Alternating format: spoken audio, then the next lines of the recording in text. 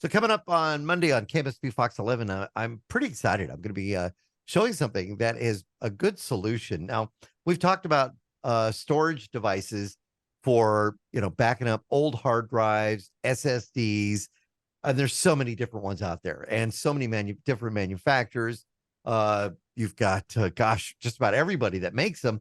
And Sabrent has been one that we've featured before in the show, but the question has come up now with so many people now being able to move to M2 technology. I don't know. Do you use an M2 drive in your system, Sean? Because I know you Yeah, just right? I have one and I have a slot for a second if I want it. Yeah, I'm using both. I have an M2 Black and an M2 Blue from Western Digital in my machine.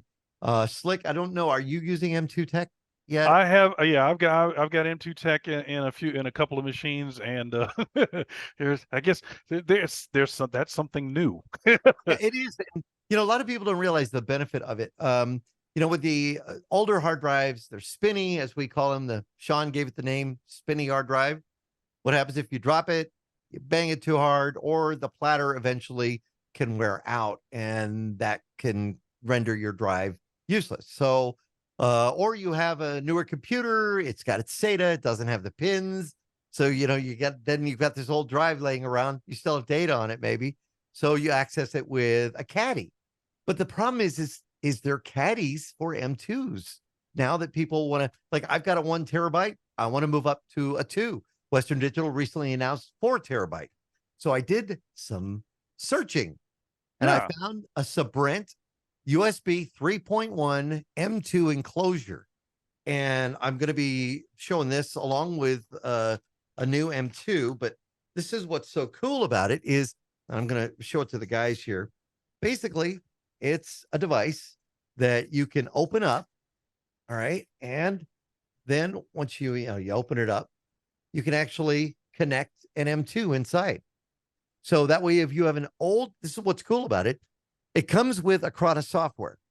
So you can clone an M2, and connect it to your computer and then put your new M2 in and actually make a clone from that onto a new M2. So maybe you're just increasing it in size to, a 2 terabyte or 4 terabyte, and you don't have those restrictions that you may have.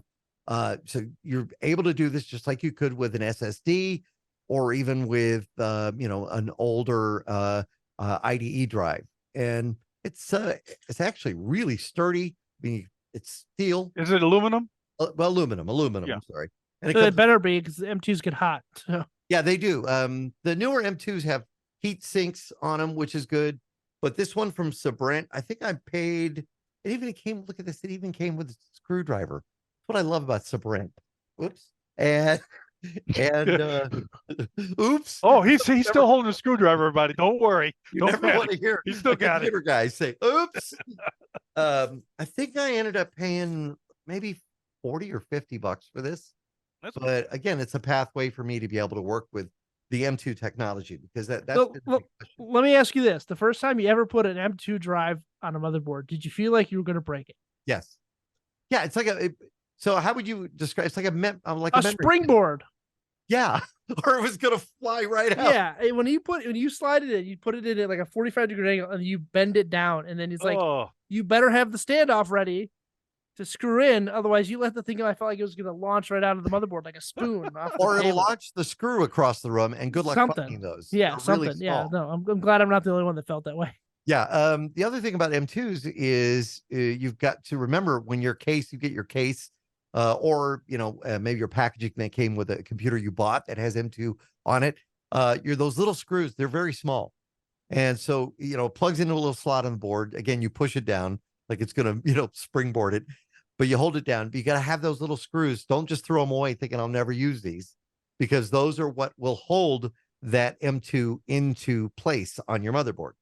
Are there standard screws like for SSDs or other drives? They're pretty small. They're not the same screws that go on the actual motherboard itself. Yeah. Like to put it into the slot. Yeah, there might be a standard. I'm going to look it up and tell you. I don't know. It's probably really tiny, but standard. Yeah. That's what this show is about, people. We're talking about the sizes of screws for hard drives. Are they really talking about? Yes, they are. Can you believe it? Yes. Well, the hard time is M2 is actually a standard for screw sizes, so I can't just type M2 screw sizes because it's going to give me an M2 Got its screw. own size. You can order them. You know, if you lose them, that's the nice thing about Amazon or the internet. You can always order a bag of screws, and or even go locally. Go to SWS or the guy here in Green Valley, and you can probably buy a bag of screws from them. The other product I showed on television, I love that one. This one is super cool. So this is the Shiftcam Snapgrip, and what it does is it turns your smartphone into, it doesn't turn it into a DSLR, but it almost is like a DSLR because you have a button that triggers a photo on the top, connects via Bluetooth. You connect with a MagSafe to the device, right? And holds it in place.